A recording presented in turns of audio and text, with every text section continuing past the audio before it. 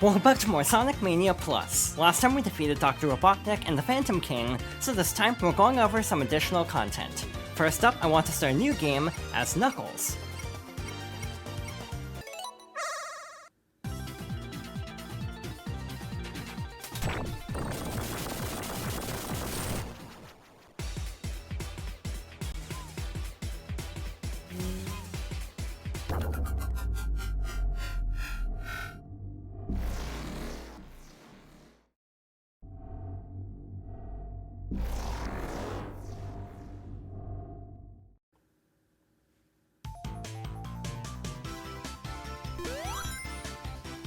Like in Sonic 3, Knuckles has a unique intro.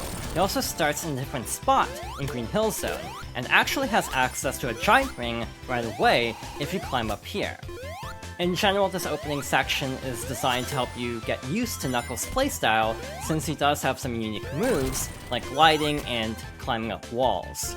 It is nice to have some Knuckles exclusive pathways in some of these stages, as a way to incentivize replaying the game with Knuckles, but in general, most of the stages are relatively unchanged. Other than this opening section, a handful of other passageways later on, and one unique stage, Knuckles still goes through most of the same environments as Sonic and Tails.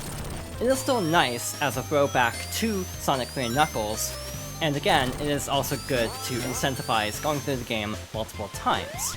In general, Sonic Mania isn't the longest game, so having a lot of replay value with different characters is appreciated. Once we get through this opening section, we'll swap over to the first and only Knuckles exclusive act, which is Mirage Saloon. So let's return to the file select.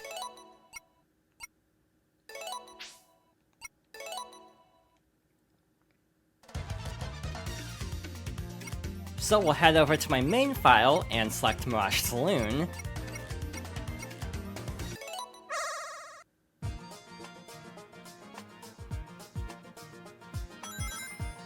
Because I selected it like that, we unfortunately didn't see the opening cutscene of Knuckles falling out the plane. We also have a unique song for this stage as well, and again, this really highlights Knuckles' unique abilities. It's really cool actually, having a stage entirely centered on Knuckles' capabilities. We also have a giant ring there. Again, a lot of the giant rings and Knuckles routes end up being in plain sight, which is really nice. In some ways it actually makes sense as the guardian of the Master Emerald, that he might have a slightly easier time finding the Chaos Emeralds in his route. But again, it is really nice having an exclusive level to Knuckles like this, and because he's the only one who can actually go through here, it can be completely tailored to his moveset, and as a result ends up being one of the more mechanically complex stages in Sonic Mania, in my opinion. We have the little launchers from Hilltop Zone actually, and we also have a lot of the other gimmicks from Mirage Saloon as well, like the gun launcher and some other pinball mechanics. So again, this is a very fun stage. In this case, we actually do have all the Chaos Emeralds, because I did simply load my old file, so we'll be able to transform into Super Knuckles as well. Unfortunately, because there are no Super Emeralds, you can't unlock Hyper Forms for any of the characters. It is kind of odd actually how much the Sonic franchise doesn't really acknowledge the Hyper Emeralds past Sonic 3 and Knuckles. I actually don't know if they've even come up in the comics, for example. In general, this is also one of the longer stages in my opinion, and again, it ends up being one of the more complicated ones because of having to use all of Knuckles' capabilities to their full extent. We have these moving platforms, for example, that we have to actually glide over to, which is very fun, and also slightly scary.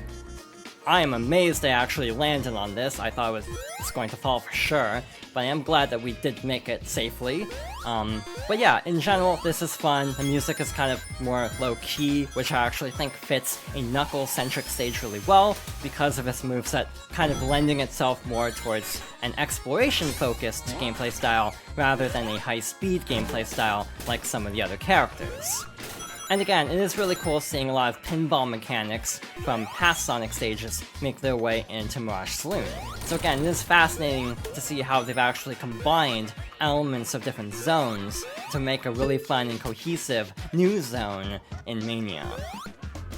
It is fascinating how, even with the original stages, they still have a lot of borrowed concepts, but they're used in such different ways that they still feel really fresh, and again, I find that really impressive actually. In general, I find the stage really fascinating. Again, we now have the pulleys from Angel Island Zone, Act 1, if I'm not mistaken. I actually don't remember if they show up in Act 2, now that I'm saying this out loud. I think they actually do, but either way, again, it's just kind of a hodgepodge of different elements, but it all works really well, and it's super impressive as a result. Part of me wonders what would have happened if the designers had gotten their original plan through of actually adding new zones to Sonic CD, how those would actually turn out, because I almost feel like it would be different designing a zone that would actually fit an existing game versus a relatively original zone like in Mania. So obviously for Mania, they don't have to worry about things like robot generator placements and things like that, so I almost feel like they have more creative freedom with an original zone in a game like this compared to a remaster. But again, it would have been interesting to see Desert Dazzle Zone in its original in terms of like how they would have approached it back then and trying to incorporate it seamlessly into a game like Sonic CD, because again, I do feel like both versions of Mirage Saloon still feel very distinct from the level design of Sonic CD in a lot of ways, so again, it would have been interesting to see them try to actually fit that mold, if that makes sense. We now have to jump across these spinning barrels and climb up here, and we should be at the boss. We'll transform into Supersonic. The other drawback of Knuckles is he actually has a lower jump. This really isn't a problem most of the time. It's actually really bad for the Hydro City boss, so that's probably one of the worst fights with Knuckles, actually. But we also have an exclusive boss here, which is really cool.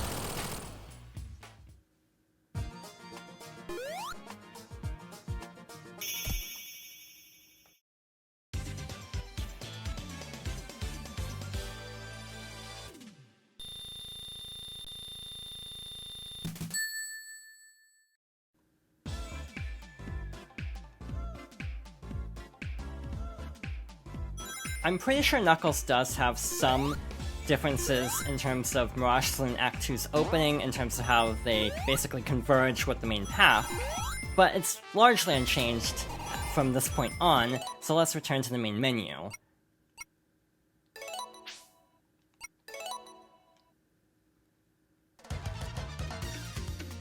We are not quite done with Knuckles though. Next up, I want to highlight the game options. By completing Blue Sphere stages, you can actually unlock bonuses like Debug Mode, the ability to cycle between the Drop Dash, the Super Peel Out, and the Insta Shield, and even the And Knuckles mode. So let's turn that on. Another thing worth mentioning is if you hold X and Y on this screen, back out, and then press A again, you'll actually access a level select.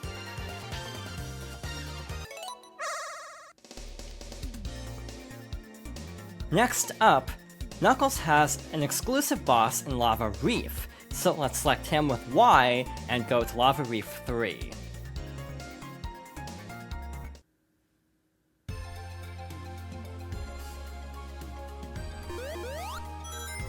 Knuckles' route takes him to a different section of Lava Reef that actually more closely resembles Hidden Palace, which is a really cool throwback, again, as the Guardian of the Master Emerald.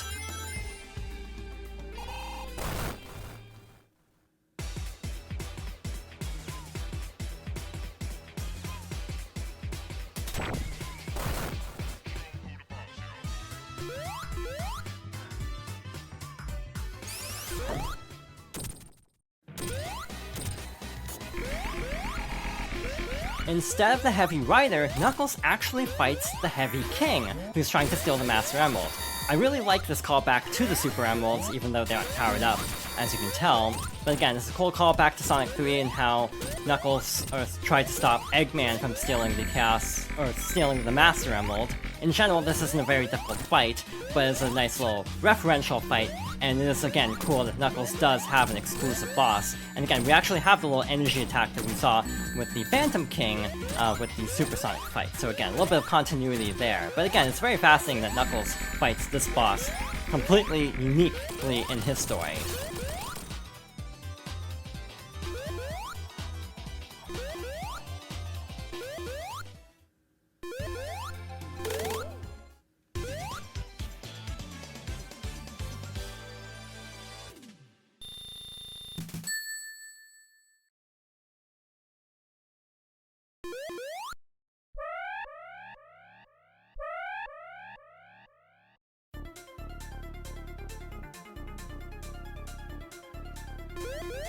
I also like the use of the Sonic 3 and Knuckles teleporters to explain how he actually gets to Little Planet, but we also want to head back to the file select once more.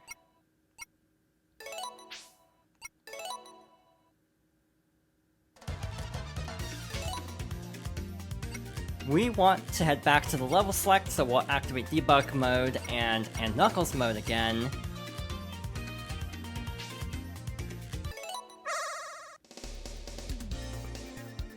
In and Knuckles mode, there's also a special ending, so I'm going to fight the boss off screen for the sake of time, and we'll jump ahead to that ending.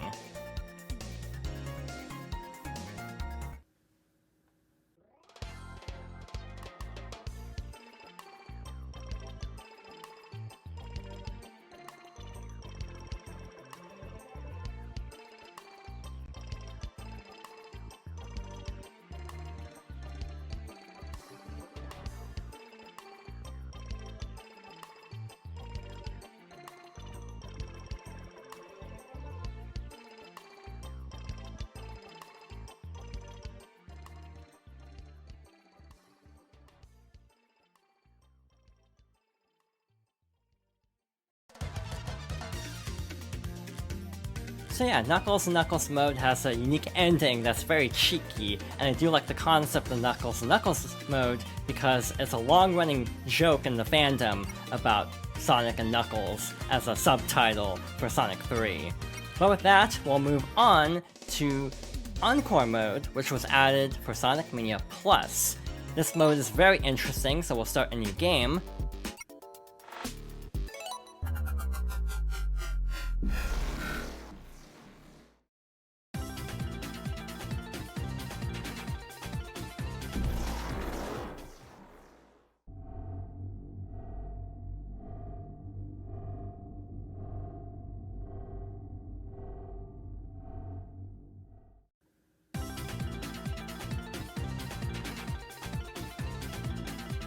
Encore mode takes place after Sonic Forces, and basically shows what happens next.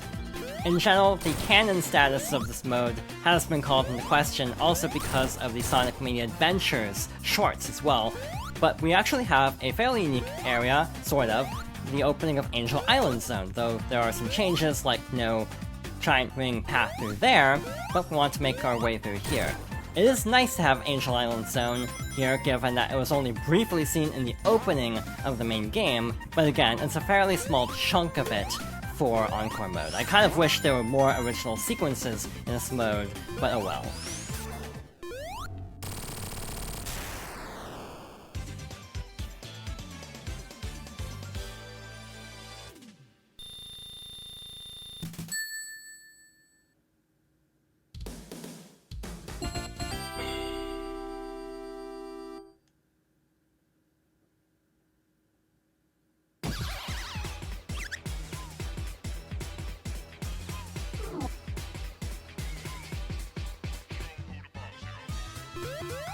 You're basically presented a choice of picking either Mighty the Armadillo or Ray the Flying Squirrel, both from Sega Sonic the Hedgehog, the arcade game. Both have unique abilities to get through the section. With Ray, you'd simply fly over there, but with Mighty, we actually have a ground pound move of sorts by double tapping the jump button, and he can also bounce off the spikes like this. In general, Mighty has a much more interesting route, given that Ray basically skips straight to the end of this section.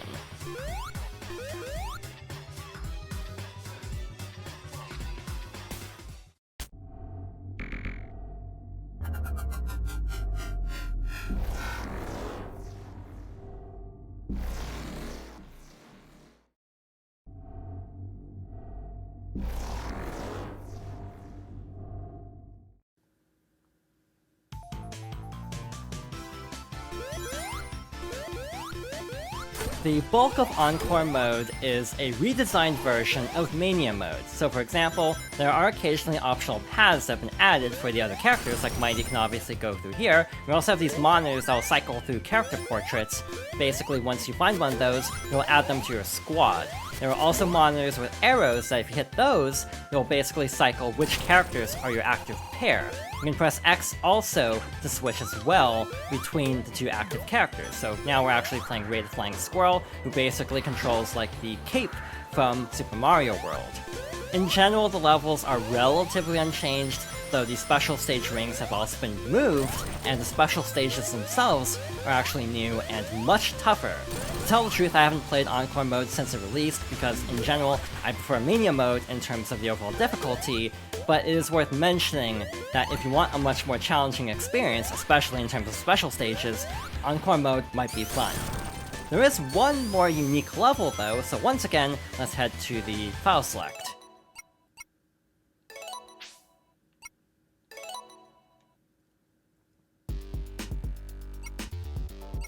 Yet again, we want to go to Mirage Saloon.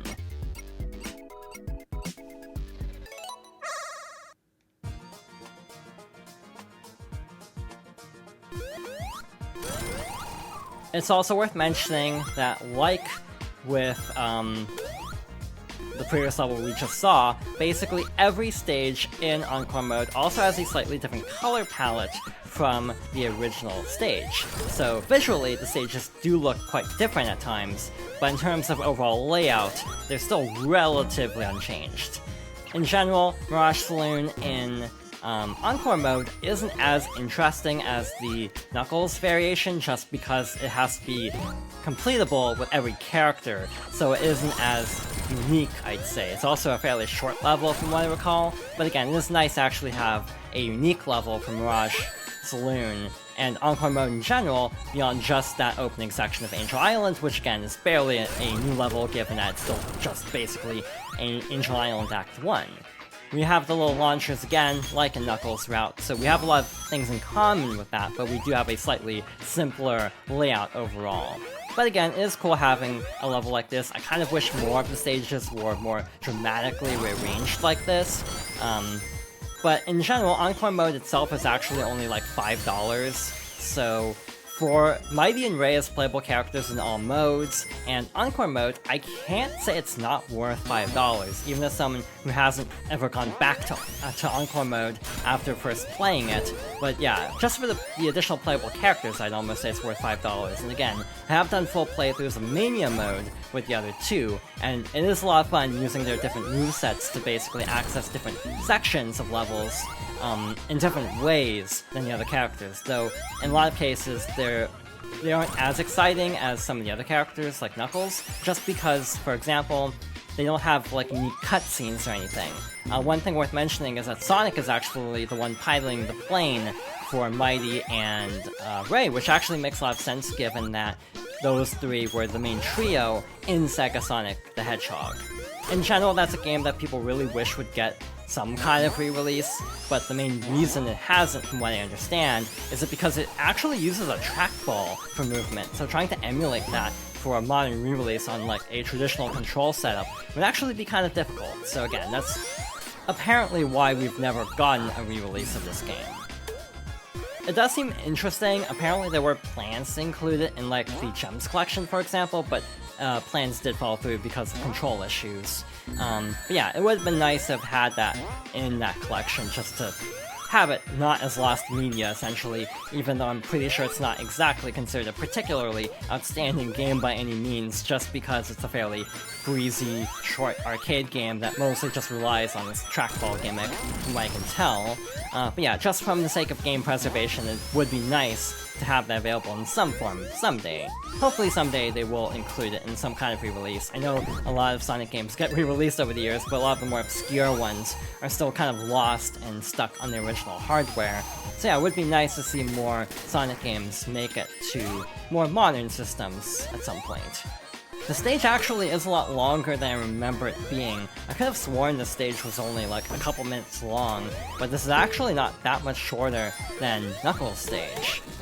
We luckily do have enough rings. This is starting to feel a lot more familiar, but if I'm not mistaken, the boss is actually different also, though I'm pretty sure it's also just Knuckles' boss fight, which is actually still the same fight. It's against the Caterpillar robot, it's just how you fight it. So we'll hop into the cannon and see what happens next. In general though, I'm pretty sure this is just the Knuckles boss fight though, but with Sonic, for example, he'll have a slightly easier time, and again, Mighty being able to actually jump off of spikes to some extent also makes it a little bit easier for him. You can also bounce off of the non-spiky part of the Caterpillar robot as well, but overall this isn't too bad.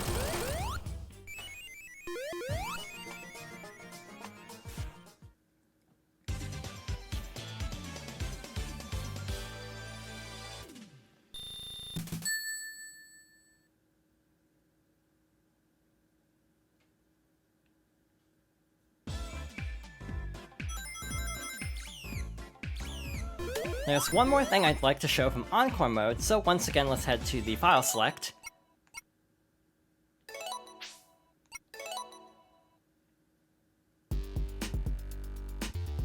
And this time we'll be heading to the Titanic Monarch zone.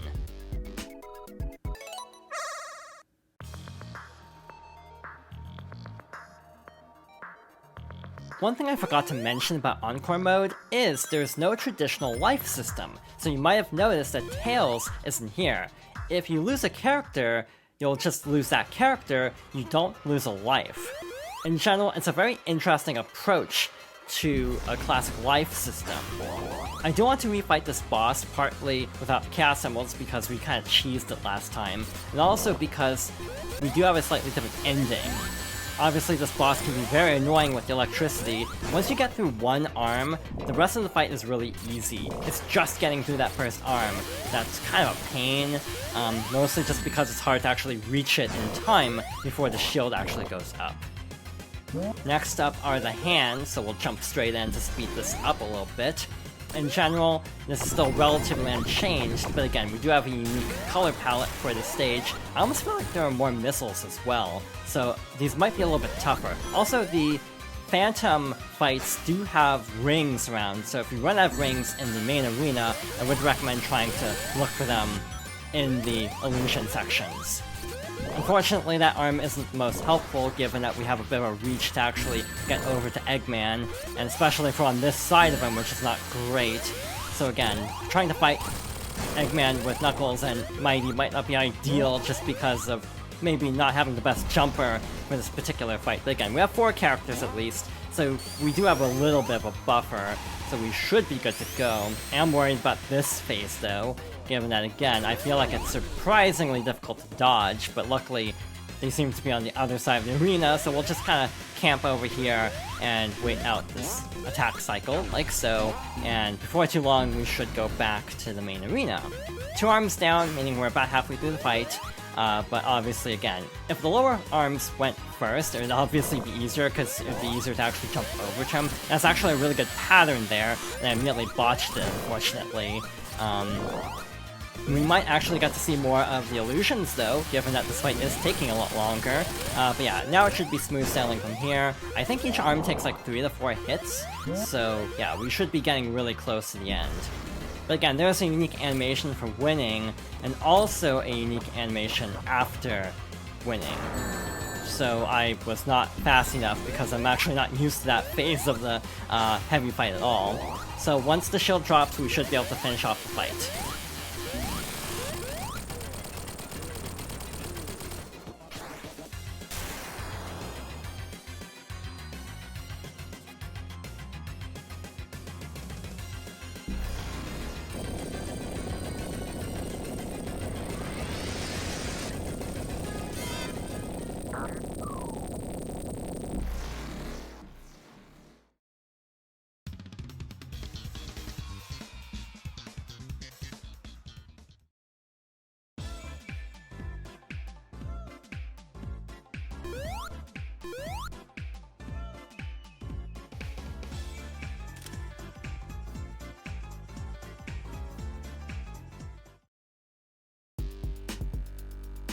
So yeah, you actually don't have to fight the Phantom King and Robotnik again in Encore Mode. It immediately ends after Titanic Monarch. It's also worth mentioning that the ending will actually change slightly depending on which characters you're playing. Basically, who you're playing as will run up to the Mirage Saloon parlor and sit down. Otherwise, the other characters will simply be waiting around, so you can actually have slight variations if you're controlling different characters. Also, that scene will only play if you have all of the Chaos Emeralds, otherwise you'll get a try again screen as per tradition. But that was a quick overview of Encore Mode. Next up, I want to go through all of the other options here. First up is Time Attack. As you might guess, this is a time trial mode. You can select all of the characters, including Mighty and Ray, if you own Sonic Mania Plus. There's even the option to save replays, and you can choose various acts from the main game. You can also access leaderboards. To tell the truth, I'm sure a lot of the times have been hacked by now and are ridiculously low, but in terms of overall challenge, is a fun way to gauge how well you can actually get through certain stages with specific times. Next up, there's the competition mode, which is very similar to Sonic 2's multiplayer mode. Let's connect another controller and select Tails here. Interestingly, Sonic Mania Plus added the ability to play with 4 people. In the original, it was actually only 2-player. You can choose different item types. You have fixed items, teleporters only, and random items. You can choose the amount of rounds per match.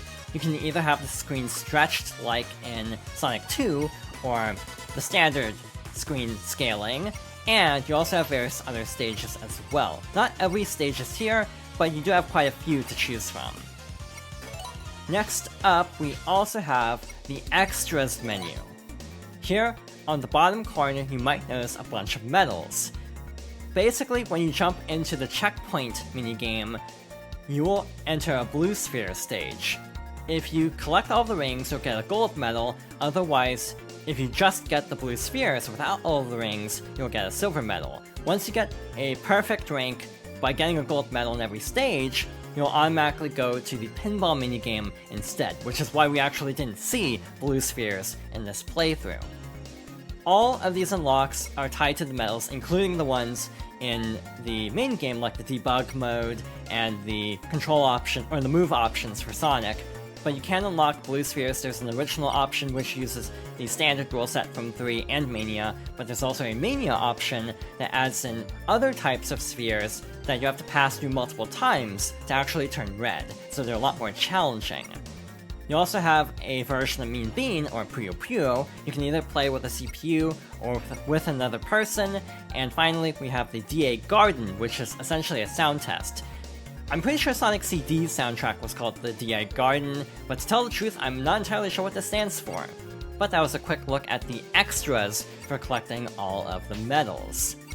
So, that basically concludes this playthrough of Sonic Mania Plus. Once again, I really enjoy this game. I still think, even after all these years, this is probably one of my favorite 2D Sonic games. I highly recommend it if you haven't played it already, and at some point I'd like to go through Forces to see what happens with both Sonic and the Phantom Ruby. But we'll save that for another time. With that being said, thank you for watching, and I hope you'll join me next time for something different.